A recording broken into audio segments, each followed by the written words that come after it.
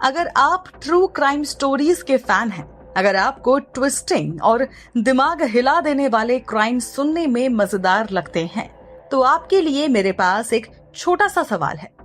True crime की इस दुनिया में आपको सबसे खतरनाक क्राइम अपराध क्या लगता है और कौन सा लगता है? कत्ल, या फिर कोई बड़ी डकैती, और या फिर किसी का अचानक एक दिन गायब हो जाना? इस कहानी को आगे सुनते सुनते मुझे जरूर कमेंट्स के जरिए इस सवाल का जवाब दीजिएगा। हालांकि मुझे लगता है कि दुनिया के खतरनाक अपराध वो अपराध होते हैं, वो क्राइम होते हैं जहां कभी खूनी का पता ही नहीं चल पाता है। कत्ल हो जाता है, सीरियल किलिंग्स हो जाती हैं, एक शख्स या कुछ लोग मिलकर हजारों लाखों लोगों के अंदर खौफ पैदा करते हैं और फिर वो कभी पकड़े भी नहीं जाते हैं। किसी शख्स ने कोई हत्या कैसे की और सबसे जरूरी सवाल क्यों की, इसका जवाब कभी मिल ही नहीं पाता है। आज ऐसे ही एक क्राइम स्टोरी मैं आपके लिए लेकर आई हूँ, जहाँ एक या शायद एक से ज्यादा हत्यारों ने एक के बाद एक कई हत्याएं की। उन हत्याओं को करने के लिए एक दर्दनाक तरीका चुना और हर हत्या के बाद वो जैसे हवा में गायब हो गए। जी हाँ, आज मैं आपको बताऊंगी मुंबई और कोलकाता में होने वाली कुछ ऐसी हत्याओं के बारे में जो थी एक ही जैसी, लेकिन कभी उनका सच पता ही नहीं चल पाया। साल था 1985। मुंबई के फुटपाथ पर एक के बाद एक लाशें मिलनी शुरू होती हैं। ये जो लाशें थी, ये फुटपाथ पर ही सोने वाले लोगों की थी, यानी गरीबी और भुखमरी की दलदल में फंसे लोगों की, जिनके पास रहने के लिए न छत थी और कई दिन तो खाने के लिए रोटियां तक नहीं होती थी। कहानी आगे बढ़ाने से पहले ये भी आपको बताना चाहती हूँ कि मुंबई आज जैसा है वो उस वक्त यानी 1985 के टाइम पर वैसा नहीं था। लोगों की जो नाइट लाइफ थी वो महज सोने तक ही सीमित थी और अक्सर एक टाइम के बाद लोग घरों से बाहर नहीं निकलते थे। खैर, कहानी पर लौटते हैं। तो मुंबई के सियोन किंग इलाके में पुलिस को पहली लाश मिलती है। इस लाश के सिर पर भारी पत्थर से वार किया गया था, यानी पूरी तरह से सिर को कुचल दिया गया था। बताया जाता है कि ये पत्थर पास ही में पड़ा था और उसका वजन लगभग 30 किलोग्राम था। पुलिस इस शख्स के बारे में पता करना शुरू करती है, लेकिन मुंबई की सड़कों पर रहने वाले हजारों लाखों गरीबों की तरह इस शख्स की भी पहचान मिट चुकी थी। हालांकि पुलिस तहकीकात शुरू करती है। इसके कुछ ही महीनों बाद पुलिस को एक और लाश मिलती है। इलाका वही था और मारने का तरीका भी वही था, यानी फुटपाथ पर रहने वाले एक शख्स का कत्ल और सिर कुचला हुआ।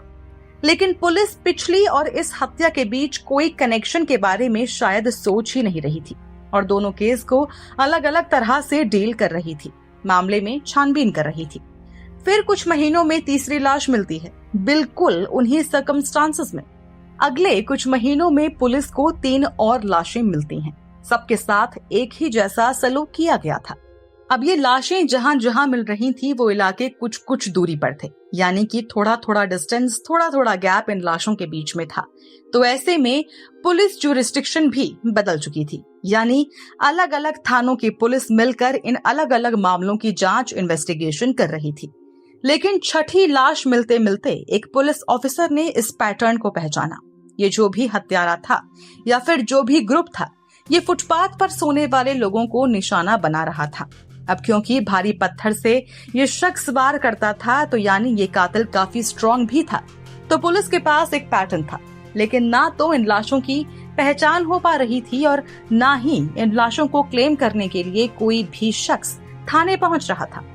फुटपाथ पर मारे गए ये लोग आखिर कौन हैं, इनका नाम तक क्या है, पुलिस पता नहीं लगा पा रही थी। लेकिन कातिल को तो पकड़ना ही था। तो पुलिस ने उन इलाकों और उनके आसपास पेट्रोलिंग शुरू की जहां से लाशें बरामद हो रही थी। वहीं दूसरी तरफ फुटपाथ पर सोने वाले लोगों के लिए चेतावनी जारी होने लगी। हालांकि इन सब के बाद भी पुलिस को एक और लाश यानी 7वीं लाश मिल गई। तो पेट्रोलिंग, फुटपाथ पर रहने वाले लोगों को आगाह करने और लाख कोशिशों के बाद भी ये हत्याएं, ये किलिंग्स नहीं रुक रही थी। कुल मिलाकर अब तक 12 लाशें पुलिस बरामद कर चुकी थी। ये सारी लाशें पुलिस को 1.5 से 2 साल के अंदर मिली थीं। तो साल 1988 आ चुका था और 12 लाशें, जैसा कि मैंने बताया, बरामद हो चुकी थी। कुछ लोग मानते हैं कि ये नंबर 12 से ज्यादा था। ये नंबर करीब 26 था, यानी कि कुल 26 लोगों को फुटपाथ पर इस किलर ने मारा था। लेकिन लोगों में डर ना फैले, लोग पैनिक ना हो, इसलिए पुलिस ने इस असली आंकड़े को हमेशा छिपाए रखा। तो 1988 में 12वीं लाश मिलने के बाद अचानक ये किलिंग्स बंद हो जाती हैं। पुलिस को लाशें मिलना बंद हो जाती हैं। बीते 2 साल में पहली बार ऐसा हो रहा था जब पुलिस के सामने 4-5 महीनों में एक भी लाश सामने नहीं आई थी। मुंबई पुलिस और यहाँ के लोगों ने चैन की सांस ली थी, लेकिन मामले में इन्वेस्टिगेशन जारी रही। साल बदल चुका था, कैलेंडर में 1989 लग चुका था और जगह भी बदल चुकी थी। मुंबई से अब आप कोलकाता आ जाइए। कोलकाता का हावड़ा ब्रिज तो आपने सुना ही होगा। तो यहाँ से पुलिस को एक लाश मिलने की खबर मिलती है। बताया जाता है कि लाश का सिर कुचल दिया गया है। कुछ दिन बाद सेंट्रल कोलकाता में ही हावड़ा ब्रिज के बिल्कुल पास, बिल्कुल उन्हीं सर्कमस्टांसेस में दूसरी और फिर तीसरी लाश मिलती है। कोलकाता पुलिस जल्द ही इन तीनों हत्याओं के तार जोड़ पा रही थी। उन्हें पैटर्न समझ में आने लगा था। पुलिस चौकन्ना होती है, पेट्रोलिंग करती है और जांच तेज करती है। लेकिन इन सब के बावजूद पुलिस को अगले कुछ महीनों में कुल 13 लाशें मिल जाती हैं। कत्ल करने का तरीका बिल्कुल वही, यानी वजनी पत्थर से वार और गरीब फुटपाथ पर रहने वाले लोग निशाना बनाना। हर एक चीज मुंबई में होने वाले कत्लों से मैच कर रही थी। मीडिया पर हर तरफ इन्हीं हत्याओं की चर्चा थी। इसी बीच मीडिया ने इस कातिल का एक नाम रख दिया, स्टोन मैन किलर, यानी पत्थर से वार करने वाला हत्यारा।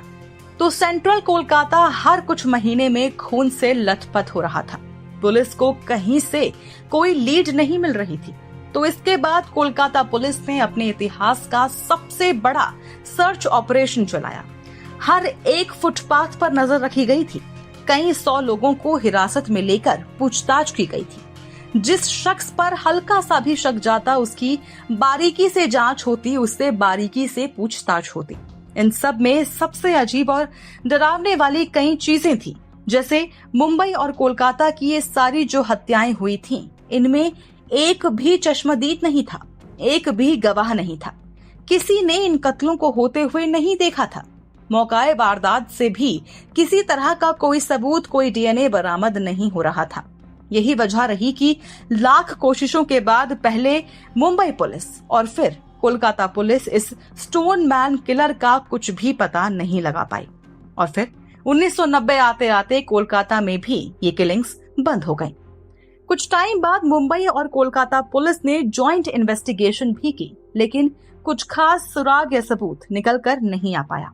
पुलिस को मोटा मोटा बस एक ही चीज समझ आई कि ये शख्स पहले मुंबई में एक्टिव था और जब इसे लगा कि मुंबई पुलिस एक्टिव हो गई है, तेजी से जांच करने लगी है, तो वो कोलकाता चला आया।